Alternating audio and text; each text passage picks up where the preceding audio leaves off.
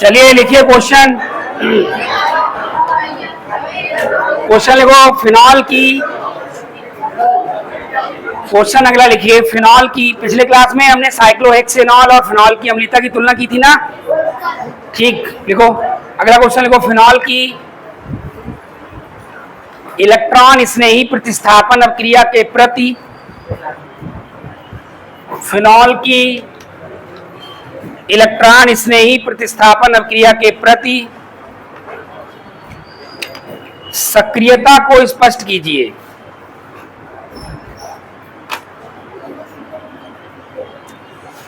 सक्रियता को स्पष्ट कीजिए।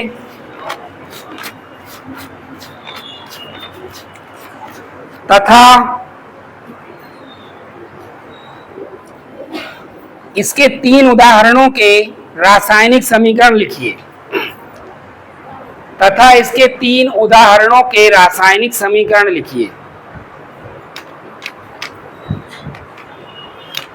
तथा इसके 3 उदाहरणों के रासायनिक समीकरण लिखिए। तो देखिए इस बात को हम कि फिनॉल इलेक्ट्रॉन स्नेही प्रतिस्थापन अभिक्रिया अर्थात इलेक्ट्रोफिलिक प्रतिस्थापन अभिक्रिया के प्रति कितना सक्रिय है या सक्रिय है भी या नहीं, तो इस बात को हम इसकी अनुनादित संरचनाओं के द्वारा समझ सकते हैं। तो 2 लाइनें लिख लीजिए। फिनॉल की इलेक्ट्रॉन स्नेही प्रतिस्थापन अभिक्रिया की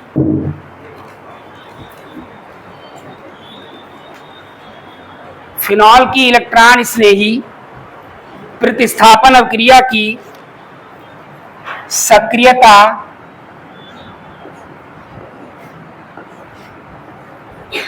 फिनॉल की इलेक्ट्रॉन स्नेही प्रतिस्थापन अभिक्रिया की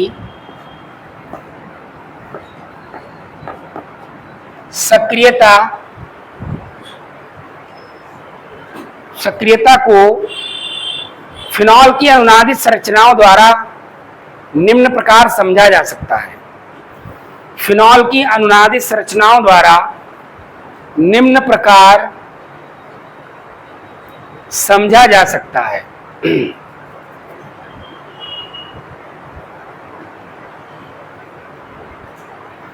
देखिए 2 इलेक्ट्रॉन ये हैं, 2 ये हैं। इसकी अनुनादित संरचनाएं क्या बनेंगी फिनॉल की, देखा जाए।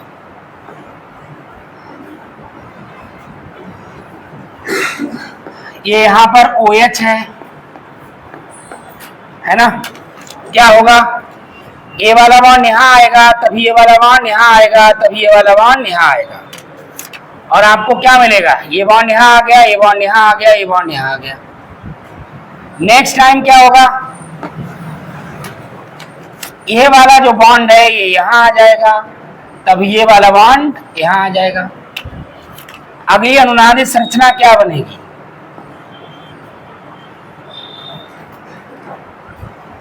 यहां पर डबल बॉन्ड आ जाएगा,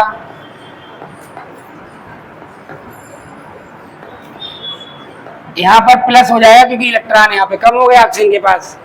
ए वाला बॉन्ड बाहर आ गया तो इस पर क्या आ जाएगा, नेगेटिव चार्ज। ए वाला बॉन्ड यथास्थिति है, ये वाला बॉन्ड भी यथास्थिति है। नेक्स्ट टाइम क्या होगा, ए वाला बॉन्ड अंदर जाएगा, तभी ये वाला बॉन्ड बाहर आ जाएगा।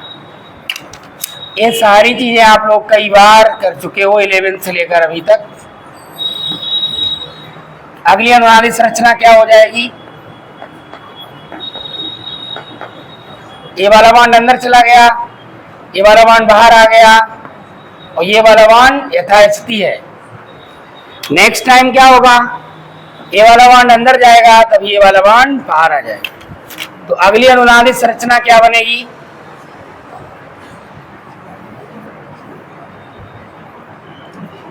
यहां डबल बॉन्ड आ जाएगा, और ये वाला बॉन्ड यथास्थिति है, ये वाला बॉन्ड अंदर चला गया, और ये वाला बॉन्ड बाहर आ गया। ठीक है, तो इसकी अनुनाद संकर क्या बनेगा, इसके आगे तो नहीं जा सकते ना। तो अनुनाद संकर क्या बनेगा, ये डॉटेड हो गया, तो यहां पर आंशिक धनावेश हो गया, और यहां पर ये डॉटेड रिंग हो जाएगी।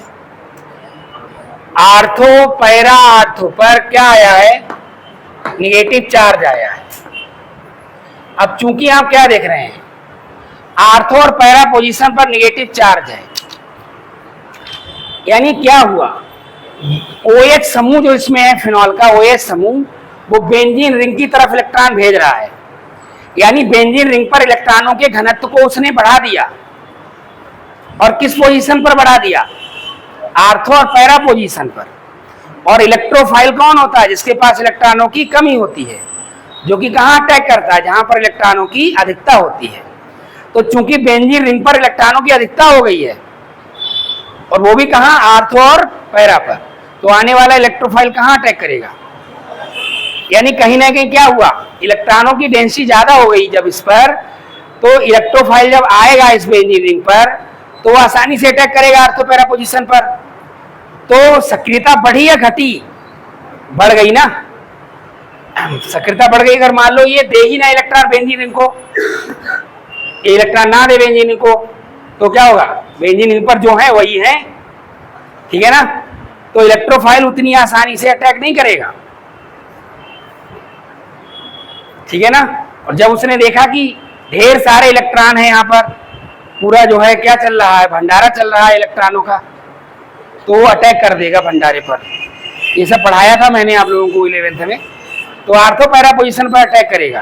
तो OH समूह क्या करता है, इलेक्ट्रोफिलिक प्रतिस्थापन अभिक्रिया, यानी इलेक्ट्रॉन स्नेही अभिक्रिया के प्रति फिनॉल की सक्रियता को बढ़ा देता है। बेंजीन रिंग पहले से अधिक सक्रिय हो जाती है, और यही सवाल में पूछा गया, ठीक है। तो एक बात तो हो गई, तो पहले इसी बात को लिख लिया जाए मुझे लगता है। तो आप लोग पहले ये अनुनादित संरचनाएं नोट करिए, फिर उसके आगे की बात फिर बताते हैं। इनको नोट करिए, अनुनादित संरचनाएं बनाइए आप लोग, आगे की बात फिर करते हैं। अनुनादित संरचना उतार ली सारी, अब लिखो नई लाइन से।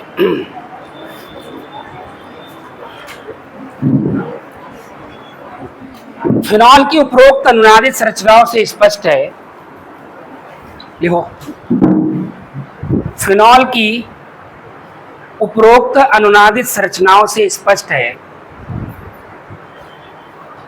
फिनॉल की उपरोक्त अनुनादित संरचनाओं से स्पष्ट है कि OH समूह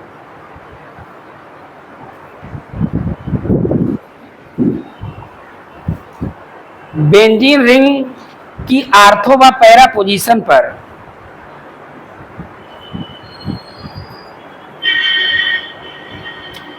बेंजीन रिंग की आर्थो व पैरा पोजीशन पर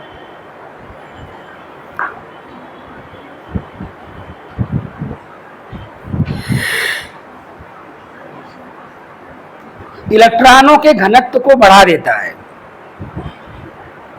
बेंजीन रिंग की आर्थो व पैरा पोजीशन पर इलेक्ट्रॉनों के घनत्व को बढ़ा देता है,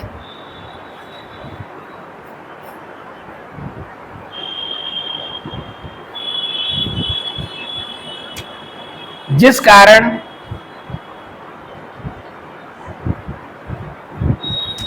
फिनॉल की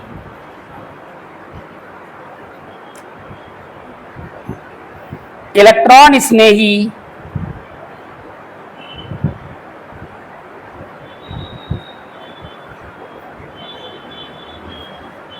प्रतिस्थापन अभिक्रिया के प्रति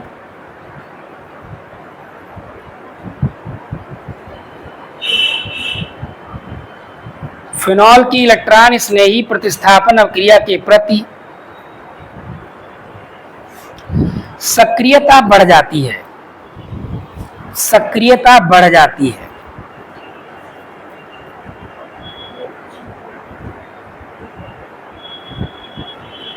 तथा आने वाला इलेक्ट्रोफाइल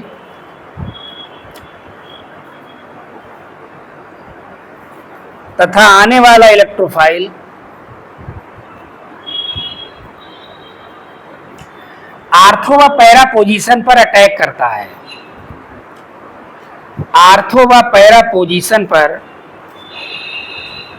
अटैक करता है।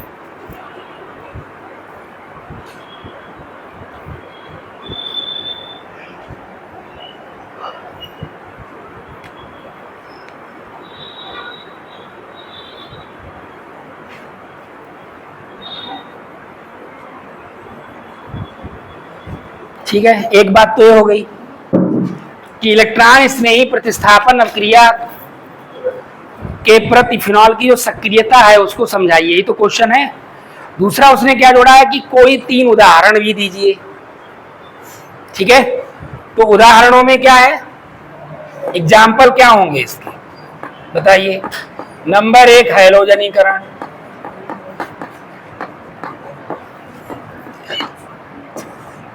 नंबर 2 नाइट्रीकरण,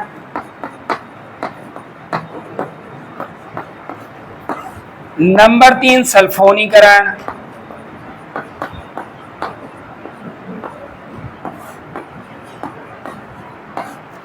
और नंबर 4 फ्रीडल क्राफ्ट अभिक्रिया।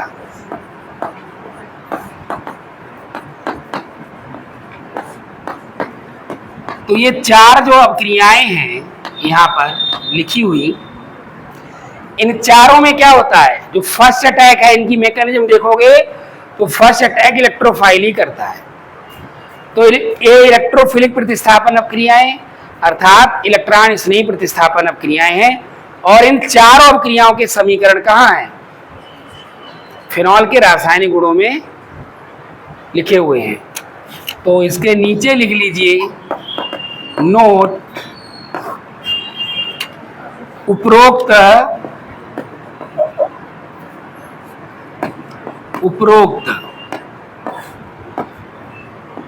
रासायनिक अभिक्रियाओं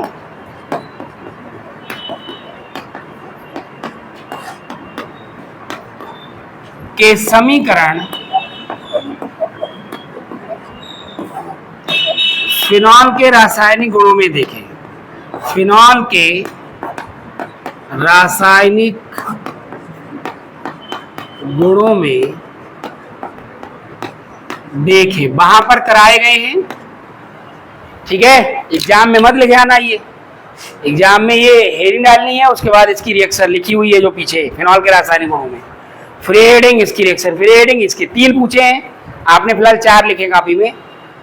तो फिलहाल आपके पास 4 लिखे हुए हैं, इन्होंने प्रश्न में 3 ही पूछे हैं। आ चुका है सवाल भी बोर्ड में पूछा जा चुका है, तो ये नोट कर लीजिए आप लोग। इसके बाद हम लोग पढ़ रहे हैं, तो ये क्वेश्चन कंप्लीट हो गया।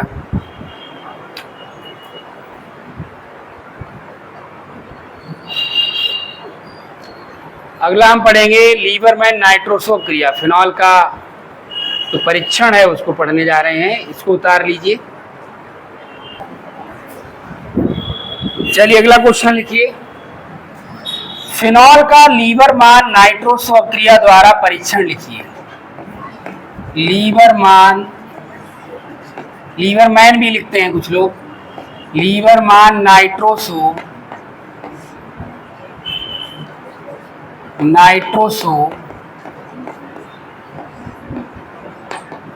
अभिक्रिया द्वारा परीक्षण लिखिए।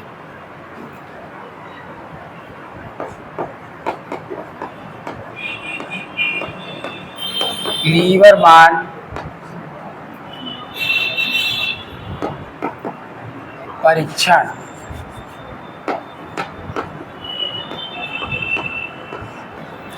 ये 2 तरह से सवाल पूछा जा सकता है। फिनॉल का परीक्षण बताइए, या फिनॉल का नाइट्रोसो अभिक्रिया द्वारा परीक्षण समझाइए, या फिनॉल का लीबरमैन नाइट्रोसो अभिक्रिया द्वारा परीक्षण लिखिए, या यह आ सकता है कि लीबरमैन नाइट्रोसो अभिक्रिया पर संक्षिप्त टिप्पणी लिखिए। ठीक है, परीक्षण ना कह के वो केवल अभिक्रिया के बारे में ही पूछ सकता है, तो आपको लिखना वही है हर स्थिति में। ठीक, तो होता क्या है, ध्यान से समझ लीजिए, अभी तुरंत याद हो जाएगी रिएक्शन से पूरा बोर्ड भर जाएगा, लेकिन बहुत इजी है, आराम से याद हो जाएगी। अभी तुरंत यही याद हो जाएगी, यही याद करके जाओगे, ध्यान से समझिएगा बहुत ज़्यादा। तो होता क्या है कि जब हम सोडियम नाइट्राइट और H2SO4 और फिनॉल इनकी आपस में क्रिया कराते हैं तो हमें नीला या हरा विलयन मिलता है। कैसा विलयन मिलता है, जिसको तनु करने पर हमें लाल विलयन मिलता है, और फिर उसको क्षारीय करने पर फिर से हमें नीला या हरा विलयन मिलता है।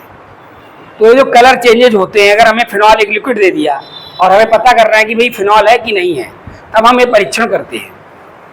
तो ये जो कलर जिस तरह के क्रिएट होने चाहिए उसी तरह के कलर अगर सोल्यूशन में डेवलप हो रहे हैं तो समझ जाओ फिनॉल है, अगर उसी तरह की चीज़ें नहीं हो रही हैं तो फिनॉल नहीं है।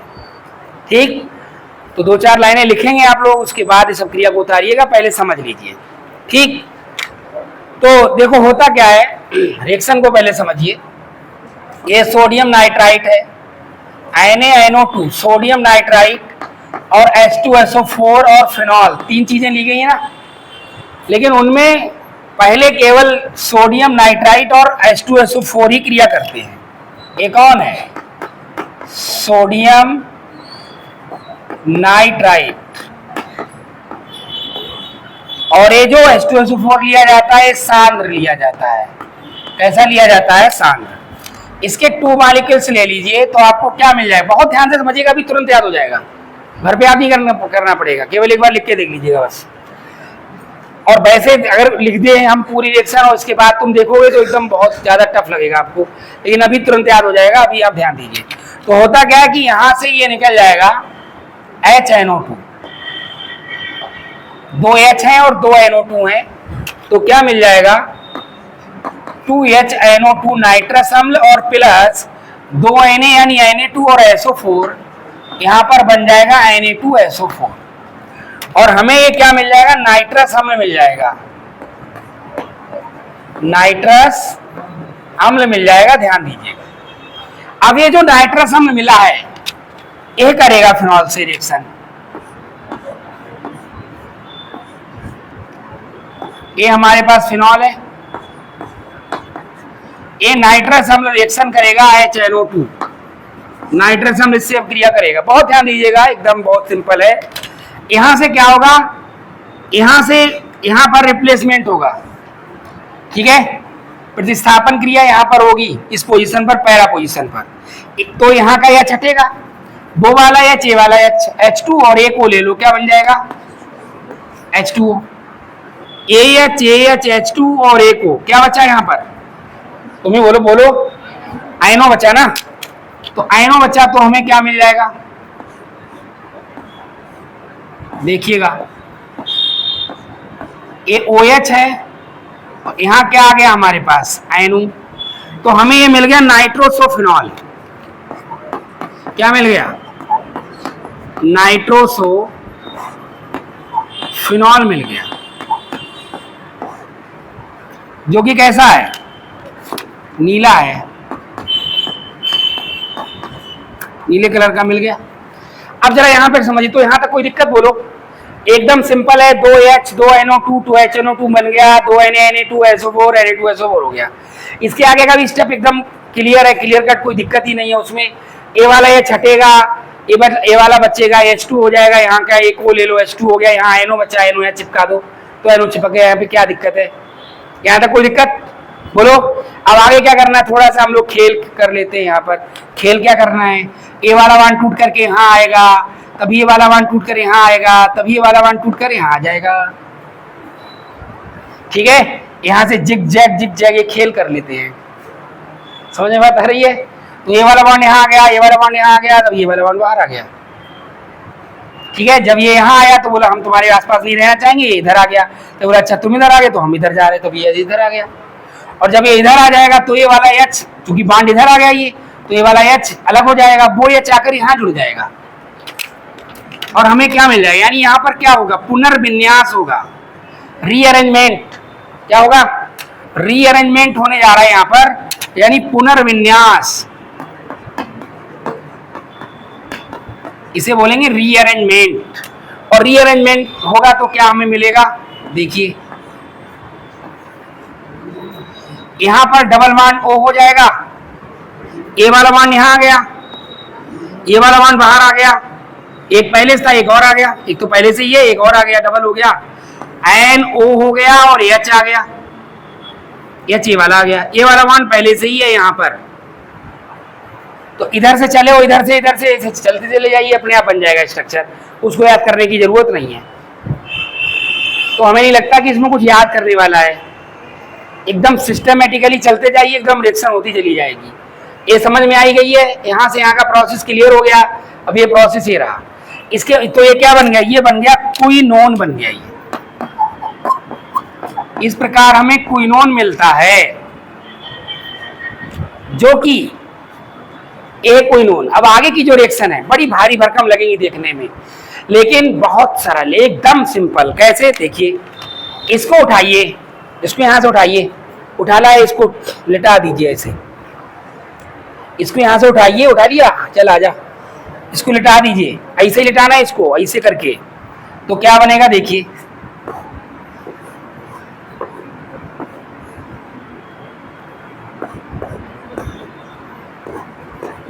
ठीक है ना। यहां पर डबल बॉन्ड है, NOH, यही तो है वो कंपाउंड हम उठा के ऐसे लेके आए और इसको ऐसे लिटा दिया यहाँ पे। अब इसको पकड़ो, इसको पकड़ो ऐसे, उसको ऐसे और इसको ऐसे, क्लियर है, च्याऊ म्याऊ की जा रही है। इसको पकड़िए यहाँ पर और इधर ले आइए,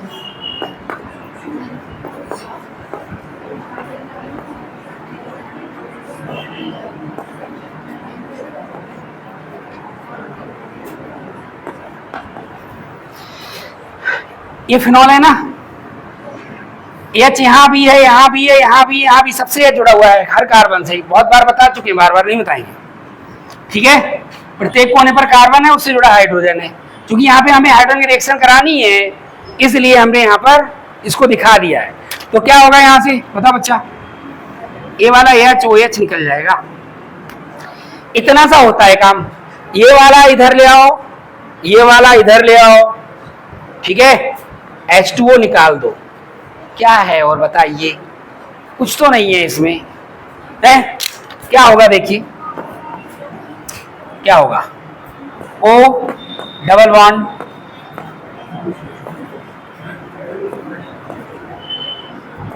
ए डबल बॉन्ड है, ए डबल बॉन्ड से क्या जुड़ा हुआ है, N, यहीं पर समझिएगा, N जुड़ा हुआ है। अब N से डायरेक्ट H2O निकल जाएगा ना यहाँ से, minus H2O, HOH H2O, N से अब डायरेक्ट कौन जुड़ेगा, ये कार्बन जुड़ेगा ना, यानी कि अगला जो फिनॉल है उसका कार्बन जुड़ेगा।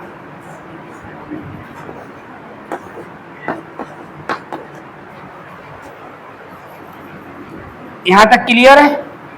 इसके बाद N से सीधे कौन जुड़ेगा, फिनॉल का कार्बन, और इस प्रकार, और ये H2O HOH H2O निकल जाएगा। भैया मुझे नहीं लग रहा है, देखने में तो लग रहा है बहुत भारी भरकम रिएक्शन है ये वाली, लेकिन हो ही क्या रहा है इसमें, HOH H2O ही तो निकला है। इसको पकड़ के खींच लीजिए, इसको जोड़ दीजिए, ये जो चौखटा बनाया है ना, इसको पकड़ के खींच लीजिए और इनको जोड़ दीजिए, यही तो हुआ है। और क्या है हुआ है इसमें, कुछ तो इसमें ऐसा कुछ हुआ नहीं है कि जो याद करने में दिक्कत हो। इसमें क्या करना है इस रिएक्शन में, इसको पकड़ के लाइए, ऐसे लिटा दीजिए, इसको पकड़ के लाइए, ऐसे लिटा दीजिए, दोनों के बीच का H2O पकड़ खींच लीजिए, दोनों को जोड़ दीजिए, ये बन गया। और क्या भैया इसमें, तो ये बनता है इंडोफिनॉल। इंडोफिनॉल, ये क्या प्राप्त होता है, इंडोफिनॉल। कैसे कलर का होता है, लाल कलर का होता है। अब हम इसमें क्या करते हैं, NaOH क्षार डालते हैं, तो क्षार डालने पर क्या होगा, इसका सोडियम लवण बन जाएगा बस, जो कि कैसा होगा, नीले कलर का। तो देखो क्या होगा, क्षार यूज कर लीजिए यहाँ, NaOH ले लीजिए। NaOH लेने से क्या होगा, यहां पर Na आ जाएगा यहां पर, और इसका ये वाला जो H है और इसका ये OH है, क्या बन जाएगा, H2O निकल जाएगा, और Na वहां H के पास चला जाएगा, चला जाएगा नहीं चला जाएगा, क्या बन जाएगा,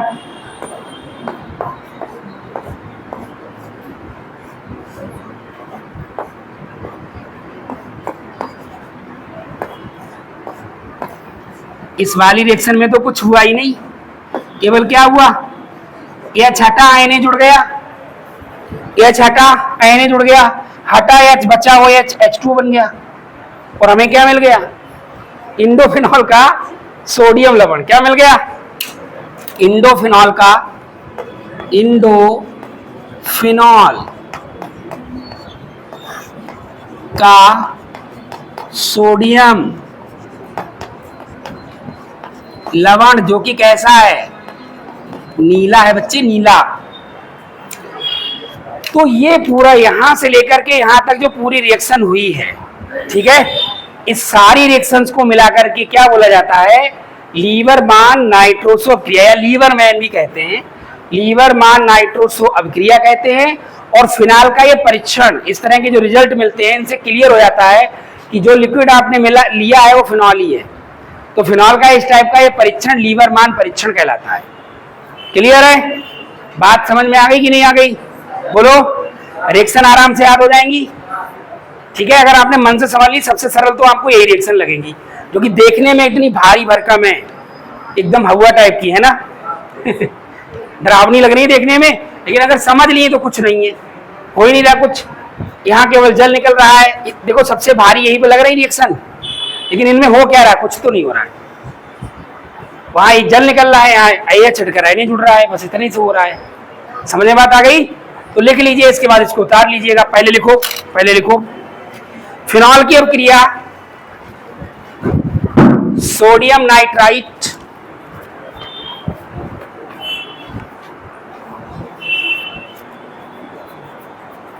तथा सांद्र H2SO4 से कराने पर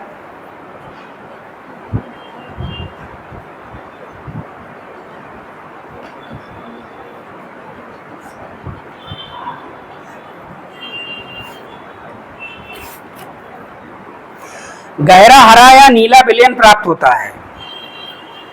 गहरा हरा या नीला विलयन प्राप्त होता है,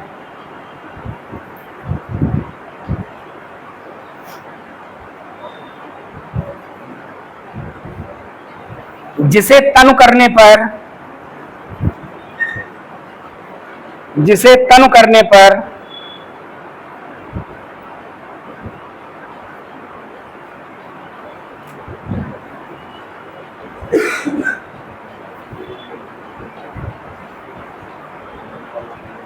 ये लाल हो जाता है।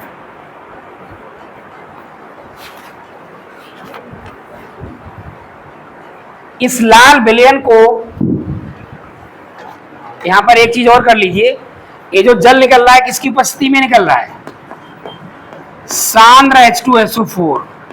ये लिया जाएगा, निर्जली कारक है, तभी ये वाटर यहां से रिलीज हो जाएगा, ठीक है। हाँ, इतना और बढ़ा लीजिएगा रिएक्शन में, अभी तो लिखी नहीं तुमने, अभी लिखोगे ना। तो देखो, इस लाल विलयन को क्षारीय करने पर, आगे क्या लिखा, इस लाल विलयन को क्षारीय करने पर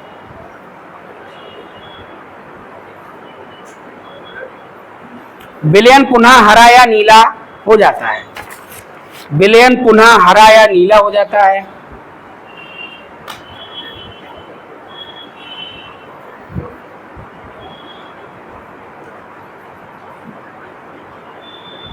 इस अभिक्रिया को ही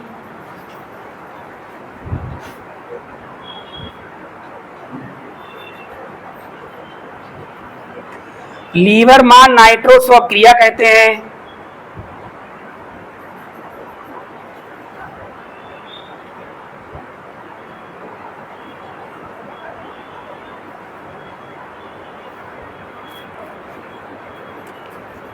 तथा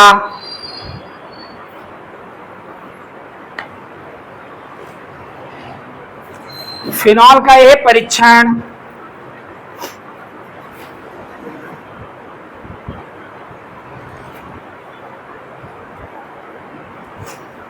लीवरमान परीक्षण कहलाता है। तथा फिनॉल का यह परीक्षण लीवरमान परीक्षण कहलाता है।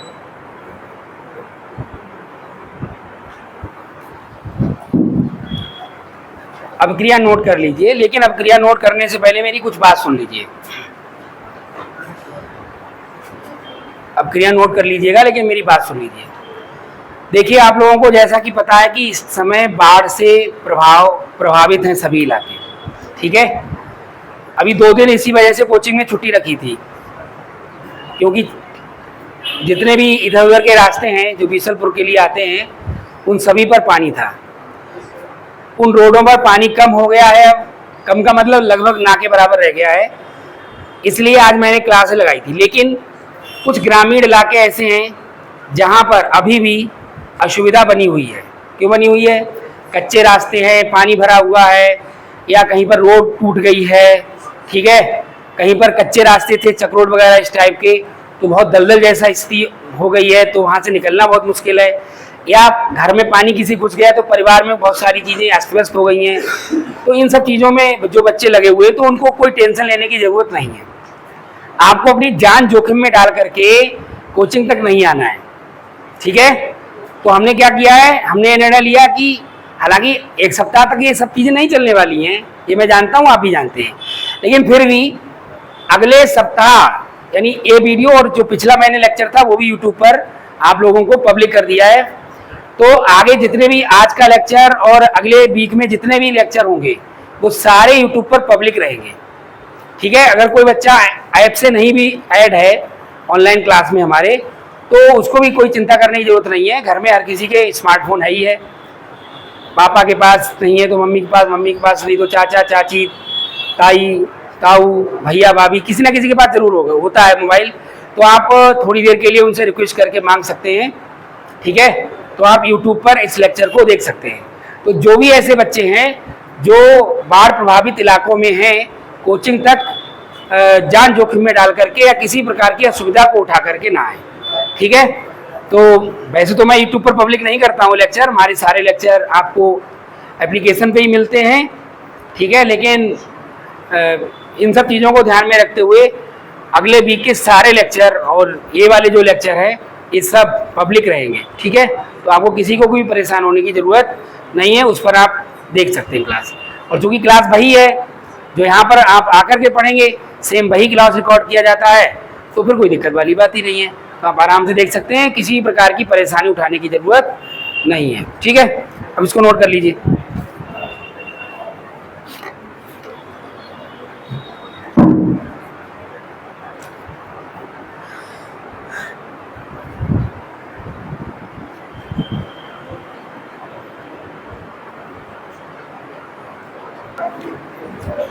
चलिए अगला क्वेश्चन लिखिए।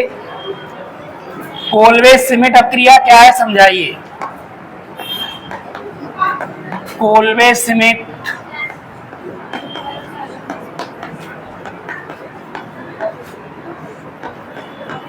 अभिक्रिया क्या है समझाइए।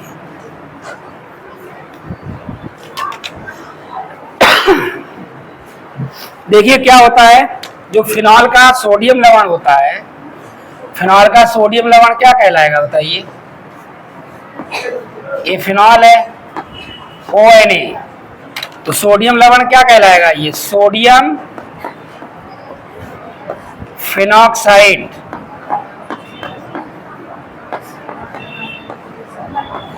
जो कि कौन है,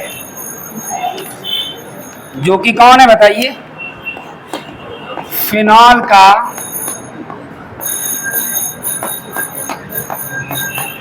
सोडियम लवण एक इससे रिएक्शन करेगा, CO2 से क्रिया करेगा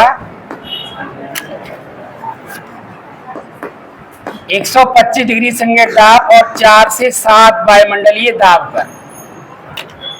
तो देखो क्या मिलेगा हमारे लिए,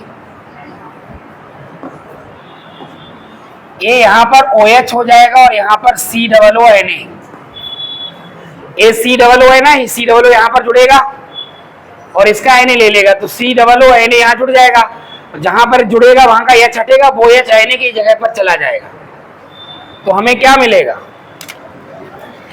सोडियम सैलिसिलेट प्राप्त होगा,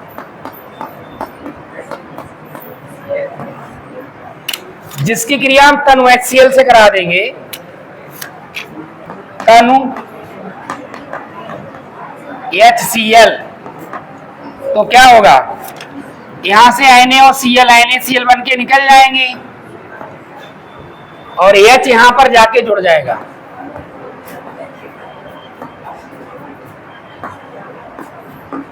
तो ये OH और ये क्या मिल जाएगा, COOH। तो हमें क्या मिलेगा, सैलिसिलिक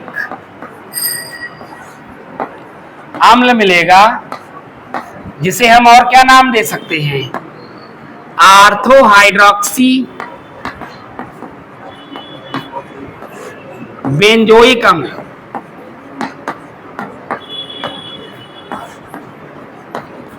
ये भी कहा जा सकता है।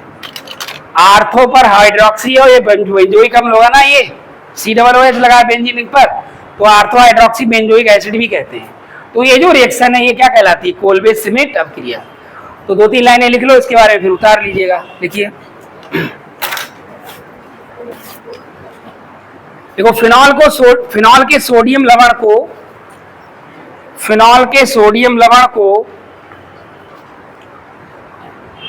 CO2 के साथ,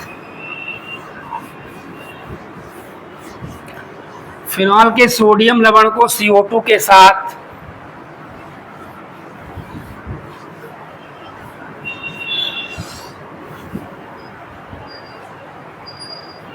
125 डिग्री सेंटीग्रेड ताप, 125 डिग्री सेंटीग्रेड ताप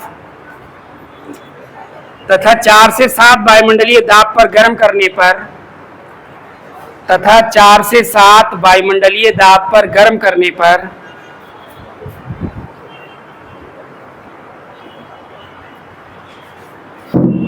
सोडियम सैलिसिलेट प्राप्त होता है। सोडियम सैलिसिलेट प्राप्त होता है,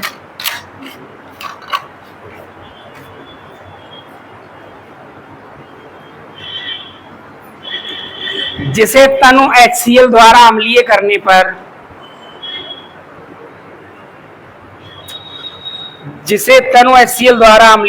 पर, सैलिसिलिक अम्ल प्राप्त होता है। सैलिसिलिक अम्ल प्राप्त होता है।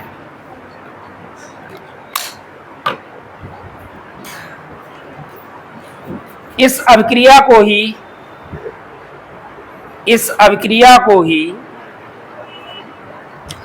कोल्बे श्मिट अभिक्रिया कहते हैं। इस अभिक्रिया को ही कोल्बे श्मिट अभिक्रिया कहते हैं। इस अभिक्रिया को ही कोल्बे श्मिट अभिक्रिया कहते हैं। नोट कर लीजिए। आज के लिए इतना ही, मिलते हैं अपने अगली क्लास में। That's all.